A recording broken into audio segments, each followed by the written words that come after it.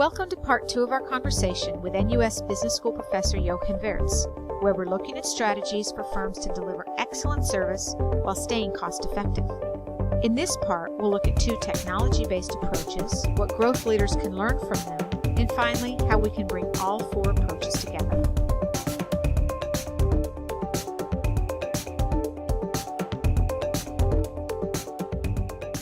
The first of these technology strategies is the use of self-service, and you used Google as an example. Google has a fascinating culture. In Google, it is perfectly fine to spend millions on perfecting a self-service technology, but they have an aversion towards adding headcount. So Google is really focused on creating solutions customers can use by themselves without Google having to add customer service staff. So it sounds like scalability is very important to them. It's all about scalability. And think about this, AdWorks generates over 50 billion in revenue for Google. But they only have 3,000 service staff to support over 60 billion in revenue. How they do that is very simple. Unless you are a major advertising account, you will never ever talk to a Google employee or get an email answered. So it seems to go back to this issue you talked about earlier about being very clear who you want to serve. Absolutely. And what Google does is, if you are a very large account, yes, you have your advertising customer service team. But all the others, they have to use the AdWorks interface in driving their online advertising strategies. And Google is very clear, if you don't know how to do that, we will not help you. You either can't use Google, or you have to go to an ad agency or to some other expert to help you to use that technology. But Google, what Google does is they're very keen observers, very keen listeners on making sure that whatever they deliver on self-service technologies is very intuitive, is very easy to use, and they're spending millions on getting that right. Google's a great example of a very high-tech company. Can you give me an example of a company that's in a different industry that's also using technology to drive self-service? I mean, self-service technology is everywhere today. And the internet and mobile apps are exploding. So virtually everything from a taxi company to an insurance company to a restaurant can use self-service technologies to deliver a lot of the basic services. For example, if you want to make a reservation in a specialist clinic or in a restaurant, why in the world do you need to deliver service via a call center, which is expensive and quality is variable? Why do you do this if you can do the same thing through a smart app or through a well-designed website? But the challenge is to really make it work, you have to put in as much effort as Google in making it a seamless consumer experience. Is it possible for small and medium-sized companies to employ self-service? I mean, the part of self-service is it costs money to develop the technology. So even if a small business has high volume processes, you can use that for those processes. So you need to be able to structure the process and to have the volume to make it worthwhile for you to develop the self-service technology. Having said that, there are service providers out there who even for small businesses provide things like reservation systems, which you then can buy even as a service from the cloud. So yes and no. If you develop it yourself, you need to have the high volume. If you don't have that very high volume, see whether there are specialist providers who offer these type of technologies for your industry. 2 factors seem to be very important for technology-based self-service. One is having sufficient volume of the process, and the other is about having a design process that ensures that you're delivering something that is experienced positively by the customer. You're absolutely right.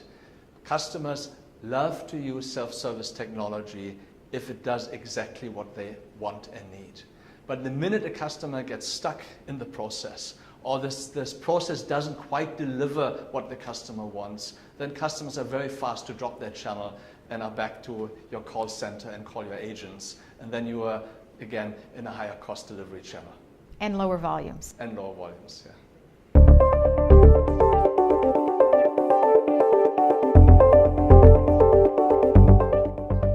Now, Jochen, the other technology strategy you've talked about is using technology to drive down costs and to automate back office systems. What are some examples of companies that have done that very well? Yeah, I love Changi Airport here in Singapore. They're one of the most awarded airports in the world. And you go into any toilet at Changi Airport, they're sparkling clean. So you may think, wow, they spend a ton of money on cleaners and to keep up this high levels of cleanliness. But they have also very robust processes behind so that they're able to deliver at that level without very high staffing costs. So what do they do? How do they achieve these clean bathrooms at low cost? Let me highlight two interesting little process features. The first is there's a counter in every toilet. So if a toilet is used 1,000 times a day or has a traffic of only 100 passengers, there's a different cleaning cycle you need for those. For the one with 1,000, maybe you have to have a staff position in that toilet. For the one with 100, maybe only every 2 to 3 hours, a cleaning staff has to look there.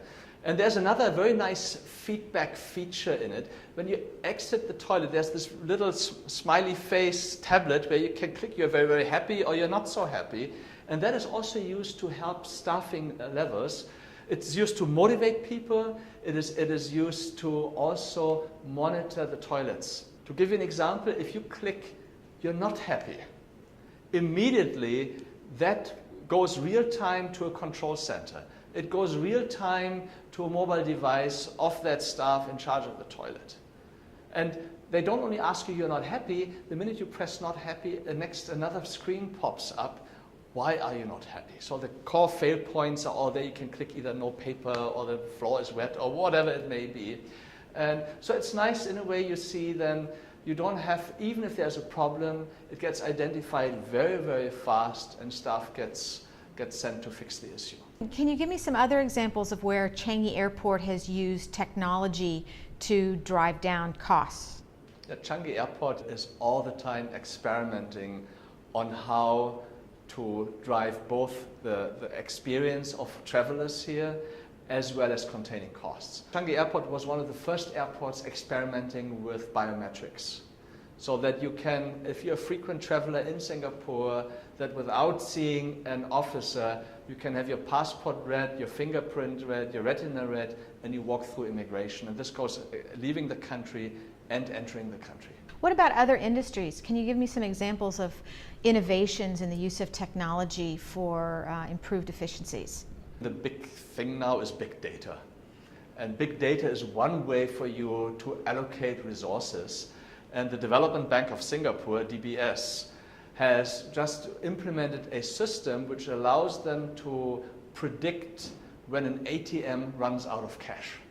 So rather than having a fixed schedule on refilling ATMs, which is very costly, they have used big data, a system tool to predict ATM usage, and then they allocate the team and they guide them real time where to drive next, which ATM to fill up. What it helped them to do is, with the same staffing level, to increase availability of cash in their network throughout. So it's a very nice example where much better quality doesn't really require a higher cost. What differentiates companies that are successful in using these technology strategies from those that don't do it well?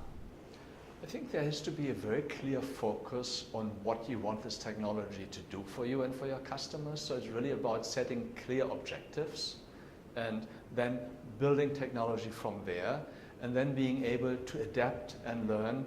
And very often what I see is not the companies that implement wholesale, it is companies that start relatively small, gain experience and build it from there. And I think that that's very important. You have to see how do staff and how do customers deal with that and then fine-tune the system.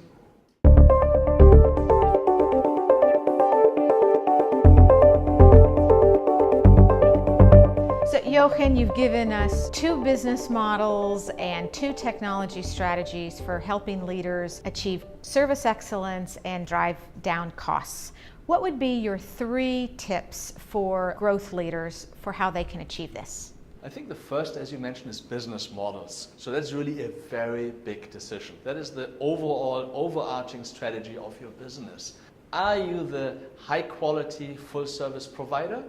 Or are you a very focused industrialized solution? That is a very basic decision and you can't be both. And the second is most services have a lot of what we call informational processes, like getting information, consultation, making a reservation, payment, billing. all of these things can be provided through self-service technology. So virtually any service business can seriously look at what self-service technologies can I use to enhance customer service while at the same time lowering cost. And the third one is there are so many smart ways of allocating resources to the right points. The Changi Airport example here means I don't have to hire so many cleaners to have all the toilets clean. I use a smart system. Or the DBS example, I don't need to hire more vans and more drivers and more people to top up the machines.